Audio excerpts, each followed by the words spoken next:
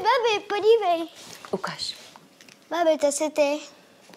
Nechte si vyšetřit svůj zrak dřív, než vás zelený zákal připraví o pohled na vaše blízké. Zelený zákal neboli glaukom je tichý zloděj zraku. Včasná diagnóza může vaše oči zachránit. Nezapomínejte na preventivní vyšetření. Navštěvujte pravidelně svého očního lékaře.